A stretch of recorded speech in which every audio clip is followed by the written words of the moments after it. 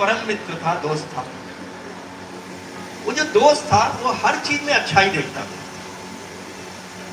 तो अगर मान लो राजा के साथ कुछ हो जाता था तो भी कहता था इसमें भी कुछ न कुछ अच्छा होगा।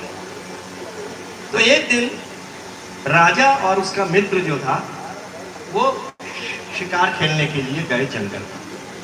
तो मचान पर बैठे हुए थे, बाघ शेर आया। तो राजा ने अपने दोस्त से कहा कि मेरी बंदूक को सेट कर दो। उसने बंदूक सेट करी, ठीक सेट नहीं हुई। तो राजा ने जब बंदूक का ट्रिगर दबाया तो बंदूक का ट्रिगर उसके अंगूठे में लगा और अंगूठा उसका दिख रहा है, अलग हो गया। दिख रहा है, दर्द होने लगा भयंकर टच किया ना इसकी वजह से। लेकिन उसके दोस्त ने कहा इसमें भी कुछ न कुछ अच्छाई है। तो राजा को बड़ा गुस्सा आया, मेरा अंगूठा कट गया है और कह रहा है इसमें भी कुछ अच्छाई है। वापस गया तो उसने अपने दोस्त को कारागार में डाल दिया, जेल में डाल दिया कि तुमने ऐसी बात कैसी कही, मेरा अंगूठा कट चुका है, तुम कह रहे हो उसमें अच्छाई है। कोई बात नहीं। उसके कुछ समय बाद वही राजा दोबारा जंगल में शिकार खेलने गया। तो वो घोड़ा उसका इतना आगे बढ़ चुका था कि उसके जो दूसरे लोग थे, अनुचर थे, सिपाही थे, वो पीछे रहे। तो वो पहुंच गया एक नरभक्षी ट्राइब में, जहां पर कि लोग मार के खा जाते थे। उन्होंने घेर लिया राजा को और उठा के ले गए अपने गांव में और वहां उसको उबलते पानी के ऊपर लटका दिया। थोड़ी देर बाद उसका हम इसको काट के खा जाएंगे। नरभक्षी मैन ईटर। तो जब आप वहां डांस करने लगे और उसके बाद उन्होंने खाने का प्रोग्राम बनाया, उसको काट के खा जाएंगे। थोड़ी देर बाद उसका जो मुखिया था वो आके उसने उस राजा को ऊपर से नीचे तक निरीक्षण किया। तो उसने कहा, देखा कि एक अंगूठा कटा हुआ है। वो लोग में अंधविश्वास था कि वो ह्यूमन बॉडी अगर पूरी की पूरी सलामत हो तभी वो उसको खा सकते थे। तो उन्होंने कहा इसका जो अंगूठा कटा हुआ है ये हमारे खाने लायक नहीं है। तो उसको उन्होंने मार पीट करके गांव वापस छोड़ दिया। राजा बच गया। तो राजा वापस आया और उसको इस बात का हुआ कि अरे मेरा अंगूठा कट जाने से आज मेरी जान बच गई। तो उसने आके अपने दोस्त के पास मिलने गया, जेल में जिसको डाल रखा था, और उसने दोस्त से कहा कि मुझे बहुत अफसोस है, बहुत गलती हुई, तुमने सही कहा था, इसमें भी अच्छाई थी, पर मुझे इस बात का बहुत दुख है कि मैंने तुमको 1 साल तक जेल में रखा। तो उसने कहा कि मैं 1 साल जो जेल में रखा गया ना उसमें भी अच्छाई थी। कहते इसमें क्या अच्छाई थी कि तुम जेल में बंद? कहते अगर मैं जेल में ना होता तो मैं आपके साथ होता, शिकार खेलने गया होता, और मेरा तो कोई अंगूठा कटा नहीं हुआ, तो मेरे को जो है इमीडिएटली सारे के सारे लोग खा चुके थे, तो मेरा भी बचाव हो गया। पॉजिटिविटी से बढ़ के कुछ नहीं है जीवन। बच्चे को पॉजिटिव होना सिखाइए। अगर उसके मार्क्स कम आते हैं तो कोई बात नहीं बेटा, अगली बार अच्छा करिए। जरूरी नहीं कि हर बच्चा फर्स्ट आए, आ भी नहीं सकता, लेकिन ये जरूरी है कि जो एजुकेशन का मतलब लिटरेट बनाना नहीं है। एजुकेशन का मतलब है थिंकिंग मेन एंड वीमेन बनाना, सोच आनी चाहिए। तो ये जो है पॉजिटिविटी, ये एक बहुत इंपॉर्टेंट चीज है जिसके द्वारा आप बच्चों को उस बम्पी रोड पर जहां पर हम चले जा रहे हैं, वहां पर उस रोड के लिए हम उनको तैयार कर सकते। तो एक प्लांट होता है, उसको हम कहते हैं सक्यूलेंट प्लांट। तो सक्यूलेंट प्लांट जो होता है वो ड्राई कंडीशन में भी वो सरवाइव कर जाता है, क्योंकि उसके अंदर पानी जो है उसकी पत्तियों के अंदर रह जाता है। तो यही चीज है, हम लोग को बच्चों को सक्यूलर प्लांट की तरह से बनाना है कि अगर डिफिकल्ट सिचुएशन भी आ जाए तो उसका भी वो सामना कर सके। तो लेट अस सी नाउ कि इमोशनल रेजिलियंस एक मसल की तरह, मसल को आप एक्सरसाइज करके स्ट्रॉन्ग कर सकते हैं, उसी प्रकार से इमोशनल रेजिलियंस भी बच्चों में स्ट्रॉन्ग की जा सकती है। और कौन करेगा? टीचर्स करेंगे या पेरेंट्स करेंगे? तो पहला तो ये है talking to supportive friends and family. बच्चों को उनकी कंपनी में रखिए जो सपोर्टिव है, जो पॉजिटिव बात करती है। नेगेटिव बात बच्चों की कंपनी में मत रखिए। ऐसे लोगों की कंपनी में रहिए, खुद भी और बच्चों को भी, जो सपोर्टिव है। अगर उसको कोई दुख है तो उसको वो सपोर्ट कर सकते हैं। तो पहला इसका गुण है टॉकिंग टू ये तो हो गया। Supportive friends and family. Second thing क्या है नंबर 2, कि लर्निंग जो बंदे के कैमरा में खेल हेल्दी रहा है मैकेनिज्म उसका ये सुने कि और उनका ना स्ट्रेस। पेरेंट्स के साथ बैंक वॉक होगा। स्ट्रेस को रिमूव करने ठीक के है? लिए क्या तो स्ट्रेस वो की तो क्या वजह करना क्या? बस वो जो जैसे मैंने आपसे कहा कैमरा अच्छा रिजल्ट नहीं आना, किसी बच्चे ने थोड़ी सी साथी को screen पीट दिया, या किसी बच्चे के माता पिता की डेथ हो चल गई, या किसी का थोड़ा ट्रांसफर हल्का हो सा गया movement एक जिले से खड़े- दूसरे खड़े- जिले में, खड़े- तो नया एनवायरनमेंट नई जगह पर आता है तो बच्चा सहमा हुआ रहता है।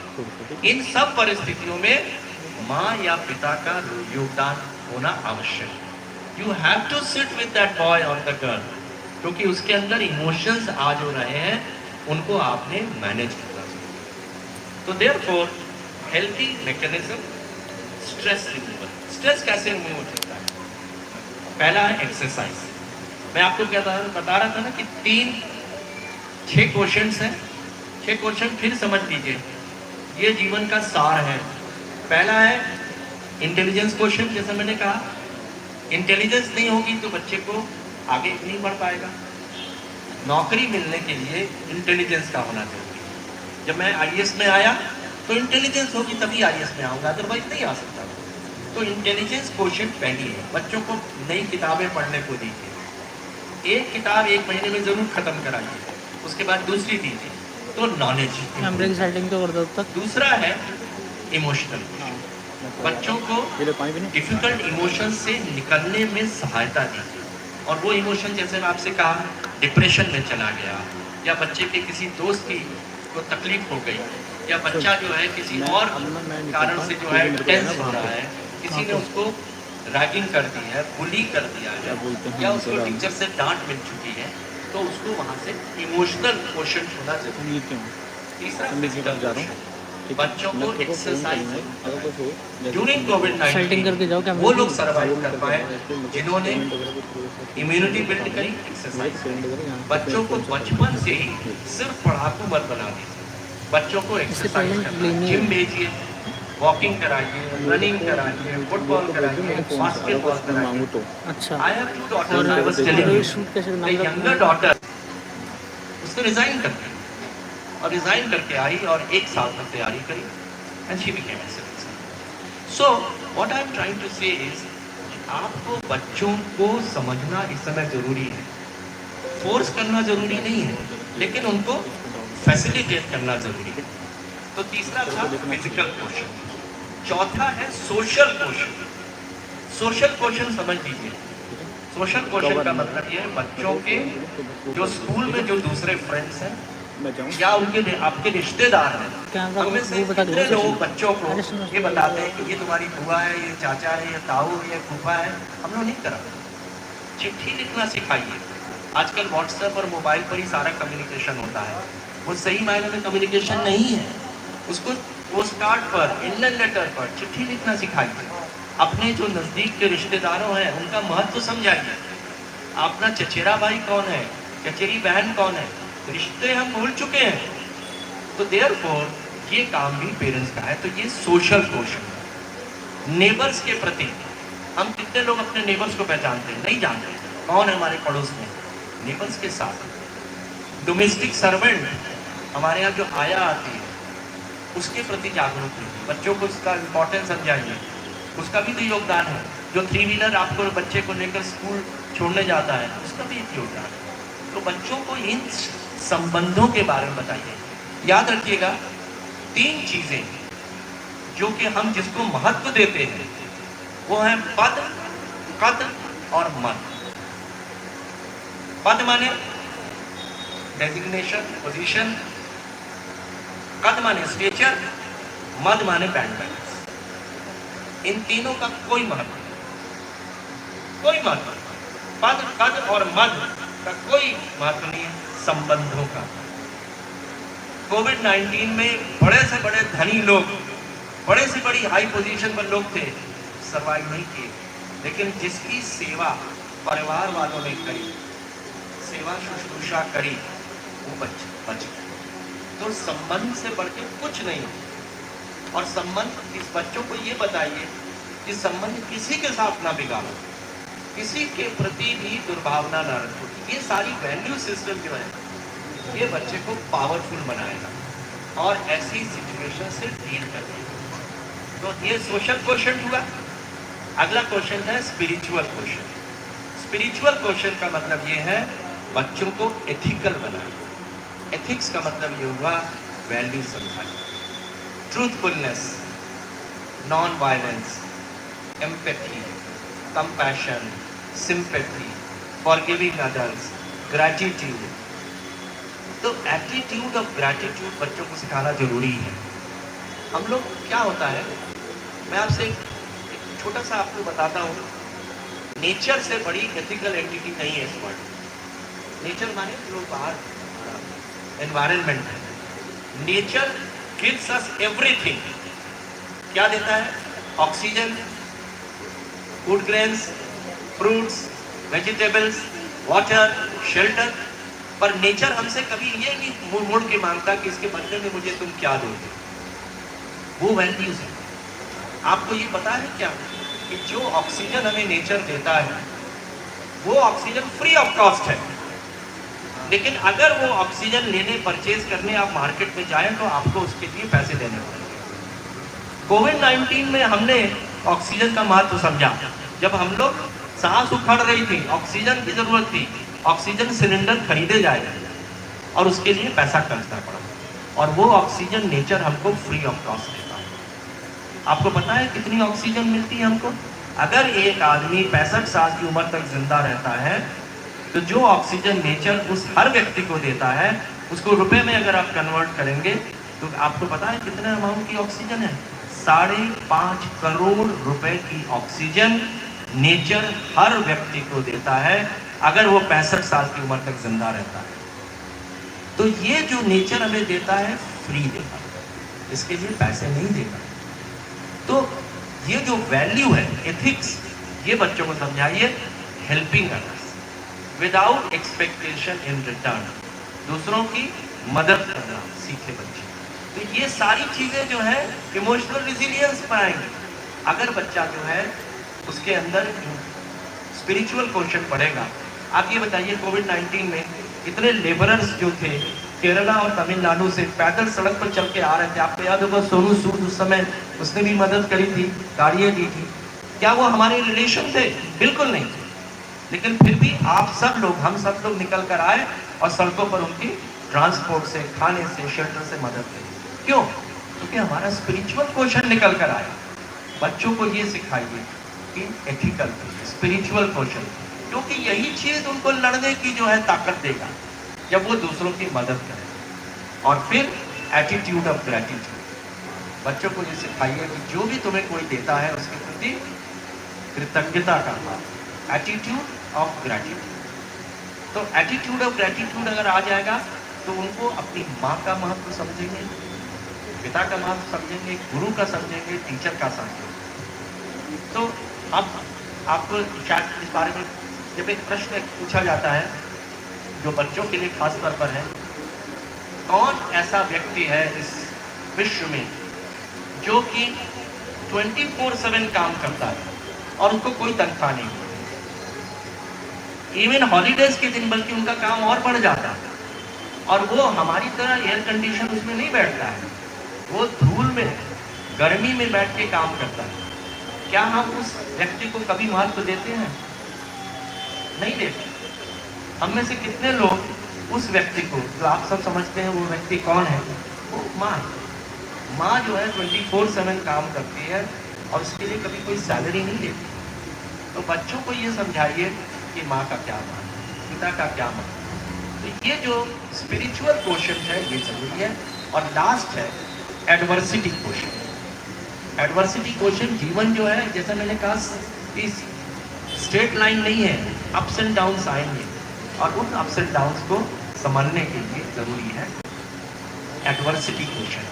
कोविड-19 के दौरान एडवर्सिटीज थी, बहुत से लोग निकल के आ गए, बहुत से लोग नहीं निकल के आ गए।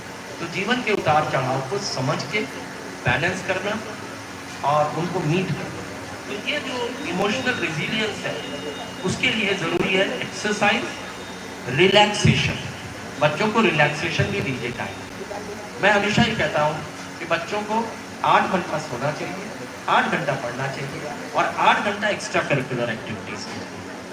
उनको बाहर जाके खेलने के लिए कहिए, अपने फ्रेंड से मिलिए, लेकिन फ्रेंड्स के प्रति सेलेक्टिव रहिए, वो जो कि पॉजिटिव, क्रिएटिव, क्योंकि ऐसे लोग जो कि बच्चों की उनकी संगत में आ गए जो खराब है, तो बच्चा जो है वो बजाय बढ़ने के बिगड़ गया। तो ये फॉर एक्सरसाइज, रिलैक्सेशन और बच्चों को ये समझाइए कि अगर कभी जीवन में आ भी गया तो वो भी निकल जाता है, क्योंकि हर रात के बाद दिन जरूर आता है। तो इसलिए उनको समझाइए हमारे नॉर्मल कैमरे से ना, नॉर्मल कैमरे से ना, और तो कैमरा इम्पोर्टेंस इसलिए ज़्यादा बढ़ गई है क्योंकि जीवन जैसे मैंने कहा बहुत ज़्यादा या 60 डिफिकल्ट होता जा रहा है, इतने प्रेशर्स आ रहे हैं। तो बच्चों के लिए खास तौर पर क्या प्रेशर्स होते वो हैं? देख लूँगा मैं। Academic challenges. तो एकेडमिक चैलेंजेस में क्या है? Test, monthly test, deadlines, competitive examination, resilience अगर उनके बच्चों में है तो वो इन एकेडमिक प्रेशर्स को जो है चैलेंजेस को डील कर सकते हैं। हो सकता है आपके बच्चे समय जो यहाँ पर है 6ठी से 8वीं कक्षा के है, लेकिन कहीं ना कहीं उसके बाद जाके वो कैमरा बैग यहाँ रख दो फिर पास में, प्रेशर उनका कैमरा अभी भी बैग है। पास में रख दो फिर। और उस प्रेशर को कम करने के लिए माँ पिता का योगदान।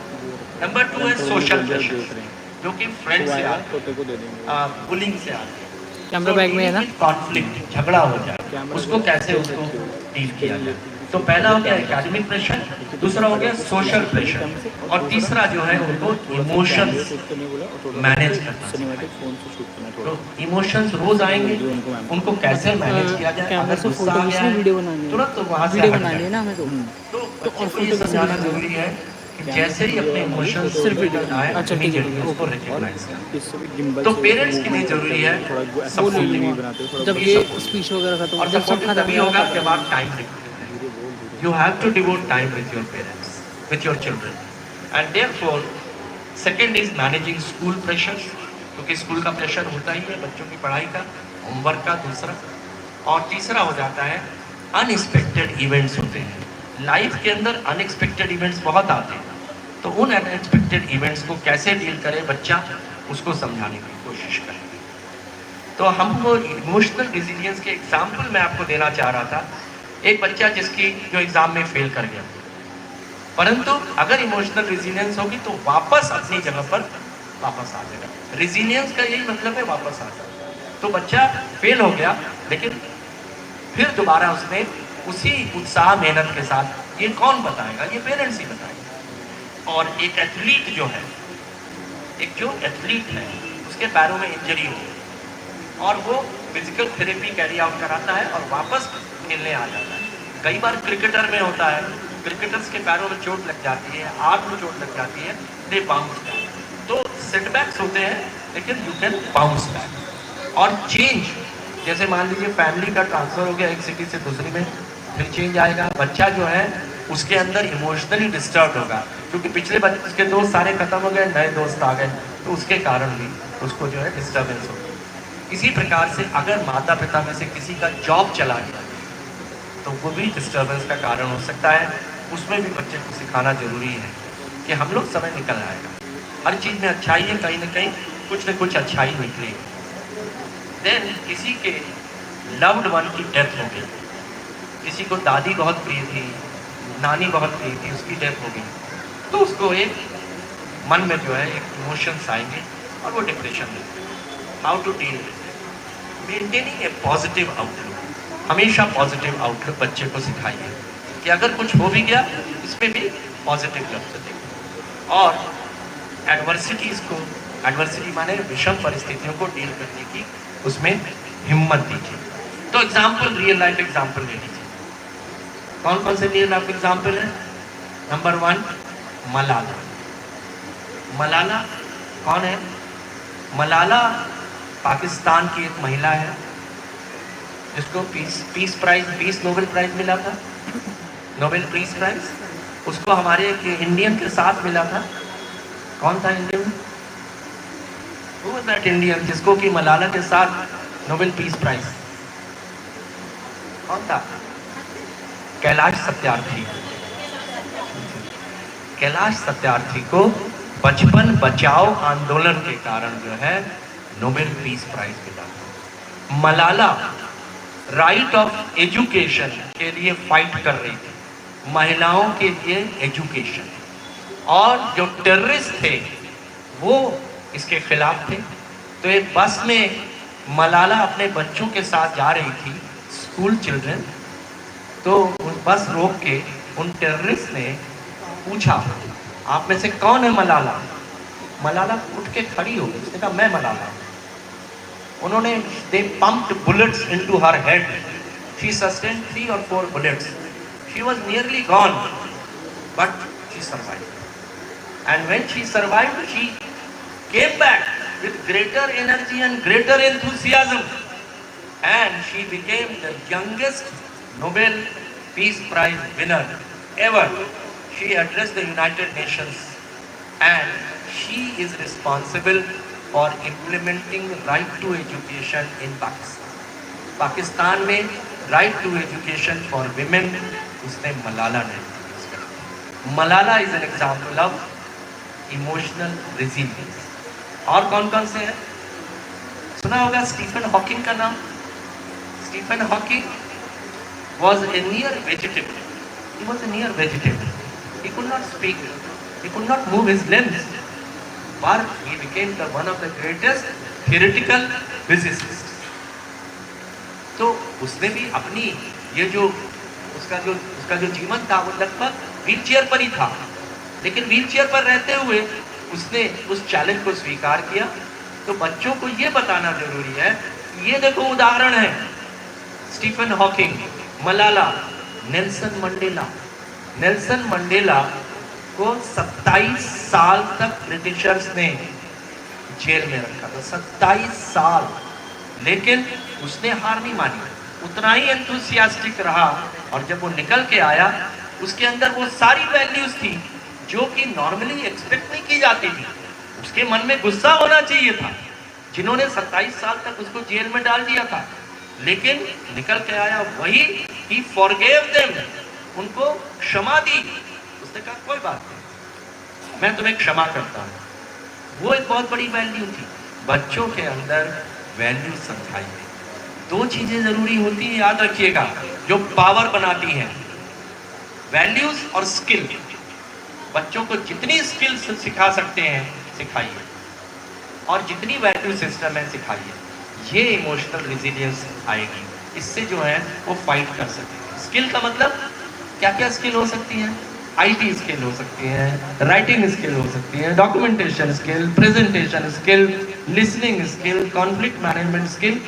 स्किल्स, जितनी स्किल समझाइए और जितना ज़्यादा वैल्यू सिस्टम बताएंगे, तो स्किल्स और वैल्यूज बनके पावर बनाएगा। तो तीसरा था नेल्सन मंडेला, और चौथा जिसके बारे में आप सब जानते हैं, जेके rolling.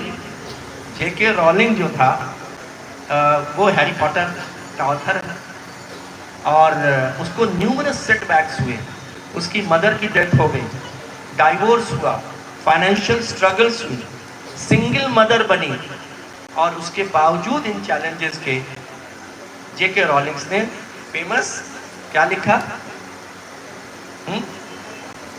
Harry Potter. So Harry Potter जो कि वर्ल्ड फेमस है, she was also a great person who was able to overcome the challenges. Then Bethany Hamilton. Bethany Hamilton एक प्रोफेशनल सर्फर था। उसका जो लेफ्ट आर्म कट गई। कैसे कटी थी? शार्क ने अटैक किया था। जब वो 13 साल का था, उसकी पूरी आर्म कट गई थी, लेकिन उसने इंसिडेंट को और से स्ट्रेंथन हुआ, और स्ट्रेंथन करने के बाद उसने दोबारा सर्फिंग शुरू कर दी, and he became a great surfer और ए ग्रेट इंस्पिरेशनल स्पीकर। आपने से निक जेरेविक का नाम सुना है किसी ने?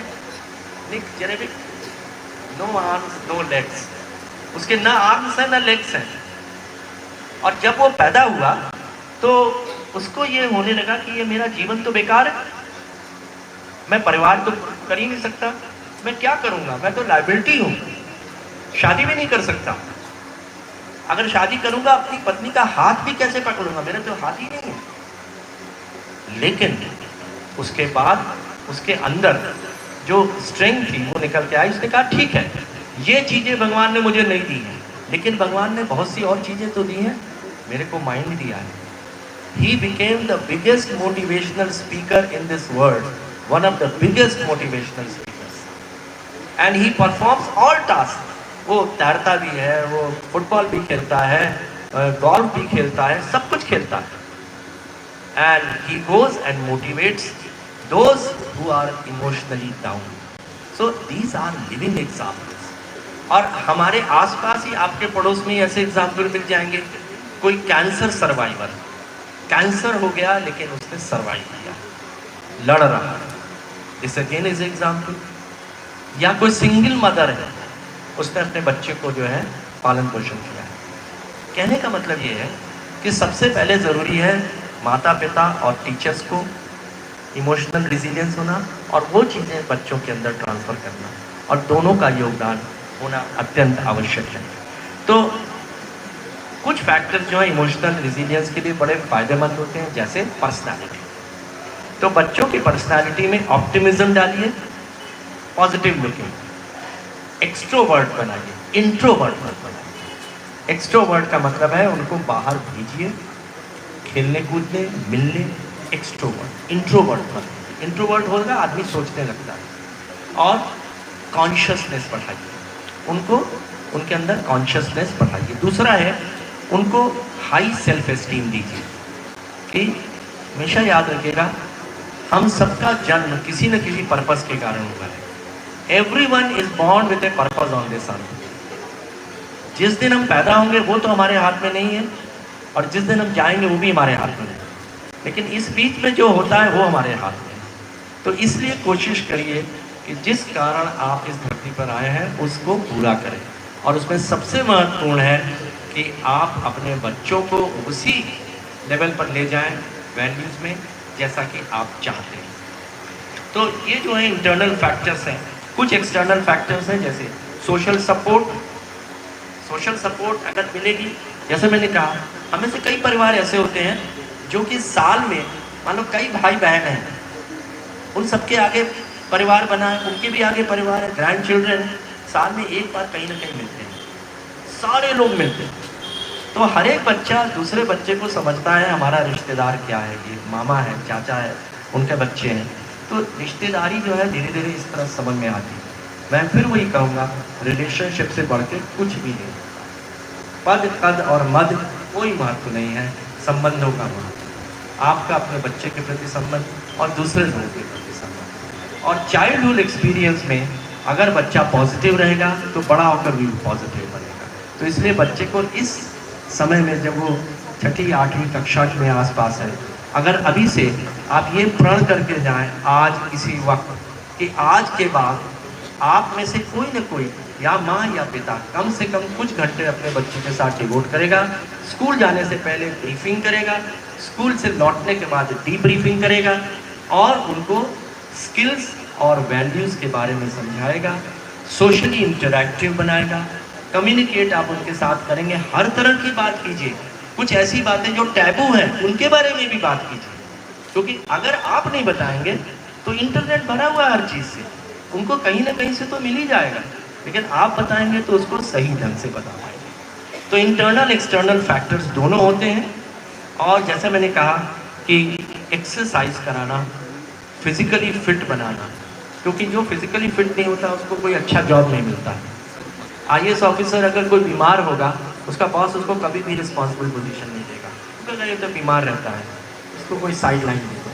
सो देयरफॉर बच्चों को फिजिकली फिट बनाना बहुत ज़रूरी है। मुझे याद है कि my younger daughter, she is so conscious कि वो हमेशा मुझे कहती है कि पापा ये मैं घड़ी आपको खरीद के दे रही हूँ, that wearable technology, and she says कि every day you have to walk 10,000 steps, you have to do that. कुछ और हो जाए ना करें, लेकिन आपको 10,000 स्टेप्स ज़रूर चलना है। तो ये शुरू से ही जो है बच्चों को फिजिकली फिट बनाना बहुत ज़रूरी है। और एक चीज़ और जो कि है, जिसके बारे में मैं आपको वैसे बताना चाहूँगा, टाइम मैनेजमेंट। टाइम मैनेजमेंट बच्चे का ज़रूर करिए, उनका शेड्यूल बनाइए, स्केड्यूल बनाइए कि वो कौन सी चीज़ पहले पढ़नी है, कौन सी बाद में पढ़नी है, तो वो उसके हिसाब से नियमानुसार डिसिप्लिन के हिसाब से करेगा। तो हर बच्चे को इतनी देर उसको खेलने जाना है, इतनी देर उसको पढ़ना है, कैसे पढ़ना है, उसका शेड्यूल, टाइम मैनेजमेंट। और एक चीज़ और जिसको हम स्ट्रेस मैनेजमेंट कहते हैं, music, yoga, nature, then spa, exercise and hobby. ये 6 चीज़ें ज़रूर करिए।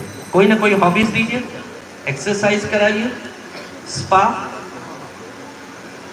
म्यूज़िक, योगा और नेचर में ले जाइए। नेचर के पास जाएगा तो बच्चा जो है वो एनवायरनमेंट का महत्व समझेगा। और लास्टली मैं जो स्ट्रैटेजीज हम लोग हैं, माइंडफुलनेस एंड रिलैक्सेशन टेक्निक्स हैं, जो कि बच्चा जब थोड़ा बड़ा हो जाए तब आप उसको इस बारे में भी समझा सकते हैं। क्योंकि माइंडफुलनेस एक प्रकार का मेडिटेशन है। आँख बंद करके अपनी पूरी बॉडी को स्कैन करना, साउंड सुनना, उसका एक मेथड है, कोई मुश्किल चीज़ नहीं है। It will manage stress and anxiety, it will improve focus and concentration of the child, it will improve self awareness and it will also result in emotional regulation. तो ये चीज़ माइंडफुलनेस एक्सरसाइज बच्चों को कराइए। और जैसे मैंने finally just to sum up, मैं ये कहना चाहूँगा कि पेरेंट्स और स्कूल दोनों का योगदान है इसके अंदर। और बच्चों के प्रति कम्युनिकेशन कभी बंद मत होने दीजिएगा। कम्युनिकेशन अगर बंद हो जाता है तो उसके मन में, बच्चे के मन में ये डर नहीं होना चाहिए। उसके मन में ये होना चाहिए कि मैं माता पिता से किसी भी चीज़ के बारे में बात कर सकता हूँ। कभी कभी समय निकाल कर बच्चों के साथ बैठना जो है वो बहुत ज़रूरी है इसके अंदर। तो I will and this by again telling you that बच्चों की नॉलेज, स्किल्स और एटीट्यूड तीनों का ख्याल रखिए। नॉलेज बढ़ाइए, स्किल्स बढ़ाइए और attitude. Attitude deals with emotional resilience. अगर आप ये करेंगे तो आई कैन एश्योर यू बच्चे का डेवलपमेंट जो है ओवरऑल होगा। और वो जितनी भी जो हमारी जो बम्स हैं सड़कों के ऊपर जो आ रही हैं, उन बम्स को, रुकावटों को फेस करने में उसके लिए आसान होगा। क्योंकि हम लोग हमेशा तो अपने बच्चों के जीवन में रहने वाले नहीं हैं, कभी ना कभी तो जाना ही है। तो बच्चों को उस रोड के लिए तैयार करना ज़रूरी है। तो मुझे विश्वास है आज खास तौर पर इस स्कूल में आके देखा मैंने कि जिस प्रकार से जो अचीवमेंट्स हुए हैं बच्चों के, और जिस प्रकार की एजुकेशन दी जा रही है, जिस प्रकार का इंफ्रास्ट्रक्चर है, फैसिलिटीज़ हैं, अचीवमेंट्स हैं, उस सब के लिए मैनेजमेंट बहुत बहुत बधाई के पात्र हैं। टीचर्स बहुत बहुत साधुवाद देता हूँ। और जो पेरेंट्स हैं जिन्होंने बच्चों को सपोर्ट किया है और यहाँ पर बच्चों ने आके कार्यक्रम किया, उस पर कार्यक्रम के लिए भी बच्चों को बधाई देता हूँ कि बहुत अच्छा एक सिंटिलेटिंग कार्यक्रम हुआ, अवार्ड्स मिले। और जो बच्चे हैं उनको तो बधाई मिलनी ही चाहिए। तो इन सब चीज़ों को देख के मैं इस स्कूल की भविष्य की कामना करता हूँ कि ये और फले फूले और उन्नति करें। बहुत बहुत धन्यवाद।